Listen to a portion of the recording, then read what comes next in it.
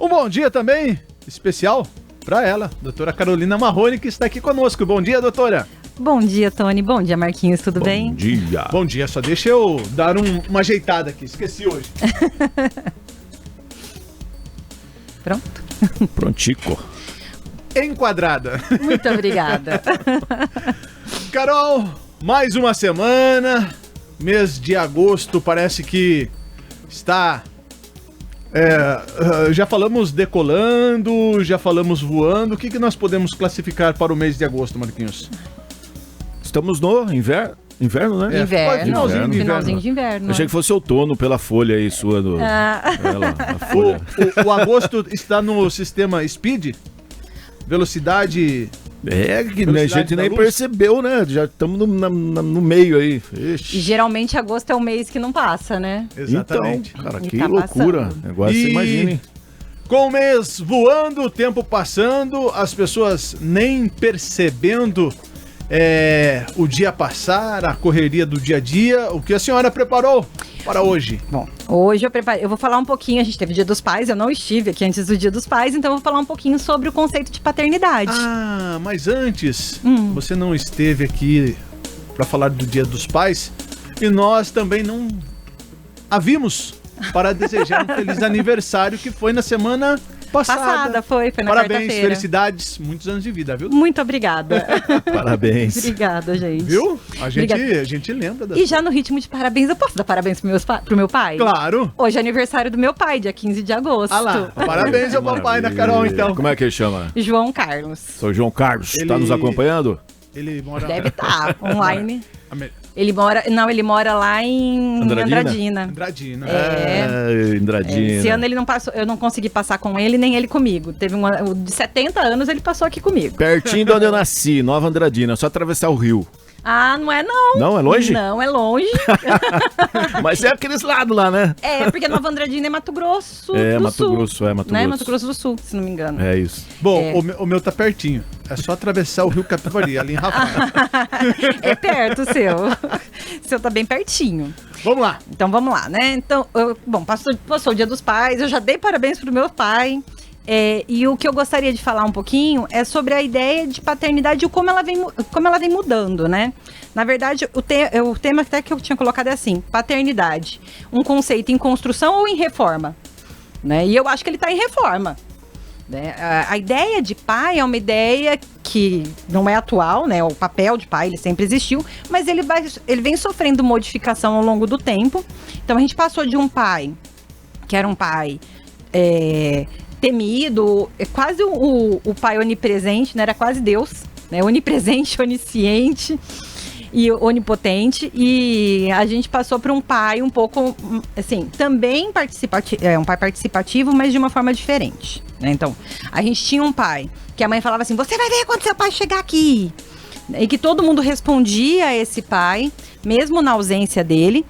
E hoje, a nossa sociedade mudou, a gente tem uma nova percepção do papel do homem na sociedade e na construção e educação do filho, né? Na construção da família e na educação de um filho. E a gente vê esse pai atualmente como um pai que tá ainda se reconhecendo, tá criando uma identidade nova, se a gente parar para pensar.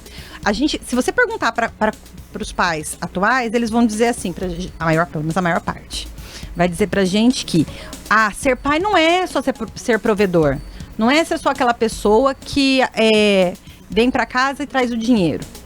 Hoje a gente tem uma concepção um pouco diferente. Seria uma paternidade ativa?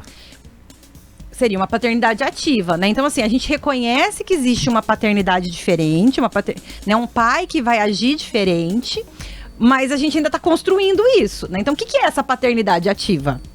O que você entende como paternidade ativa, Marquinhos? Eu acho que existe a paternidade, porque você ser pai simplesmente pelo fato de você ter gerado, né? E porque existem pais assim. Sim, sim. Né? E tem pai que decide nem ser pai. Exato. Ele escolhe que ele não quer ser pai. E tem aquele que participa, aquele que está preocupado afetivamente, né? E, enfim, Isso. todos os segmentos aí. Isso. Então, assim, a gente tem o pai, que é esse pai que a contribuição dele era só ser o fiscal e o provedor. Depois a gente tem esse pai, que é o provedor e o apoiador. Né? Então, eu apoio a mãe. O que é apoiar a mãe? É dar condições para que a mãe cuide do filho. Né? E agora a gente tem um pai, que é esse pai que também participa dos cuidados. Então, ele também é responsável pelo cuidado dos filhos. Mas vocês concordam comigo que, diferente da mulher, o homem, ele ainda tem pouco contato com esse modelo do que é do que é uma parentalidade ativa, do que é ser um pai ativo? Não sei, pra mim é mais comum a mulher, tanto que a mulher ganha boneca, tanto que a mulher discute isso. Você acha inúmeros artigos falando sobre maternidade. E sobre a paternidade é mais difícil da gente encontrar, né?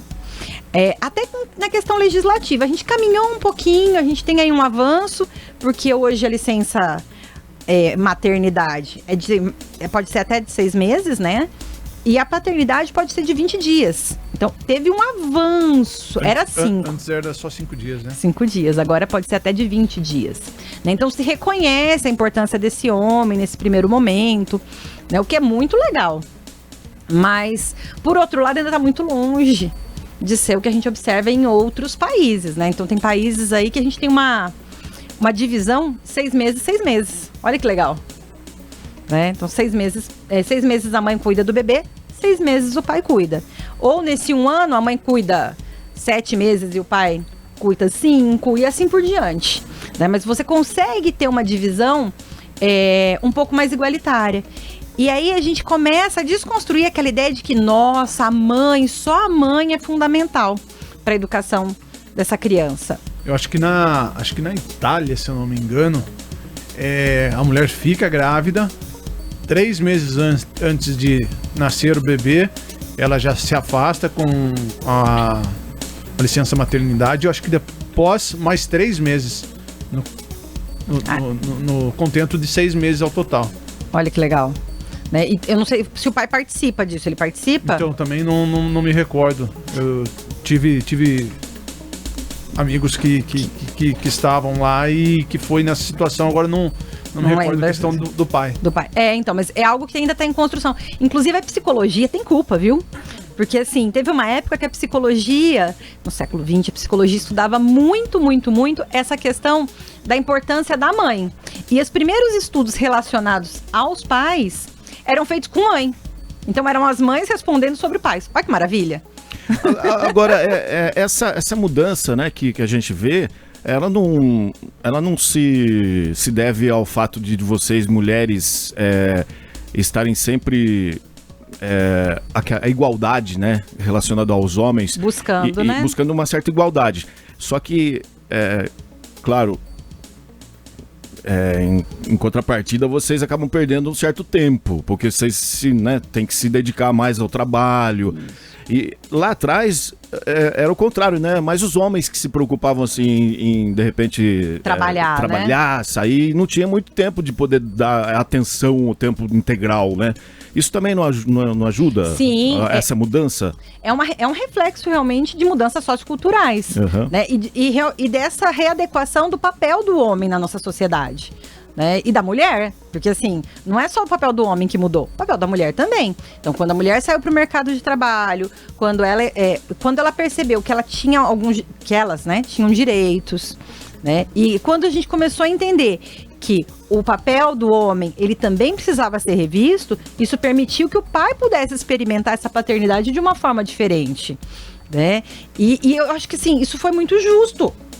Né? Foi muito bom para os homens, porque assim, eles eram, eu não sei, assim, eles eram privados, eles eram tolhidos dessa possibilidade de vivenciar, de criar esse vínculo forte com o filho, né? Tanto que, mãe é tudo de bom, mãe é amor, e pai, né? Pai era sinônimo de disciplina, pai era sinônimo de punição, né? Na verdade, lá atrás, quando o pai olhava pra criança de canto, não precisava falar mais nada, né? Exatamente. Porque era só aquele medo que tinha do papel pai, né? Porque mas eu não sei se mudou isso não, viu? Porque eu vejo em casa lá que quando o menininho lá não não obedece, eu chego perto, ele já percebe que ele já muda o ar.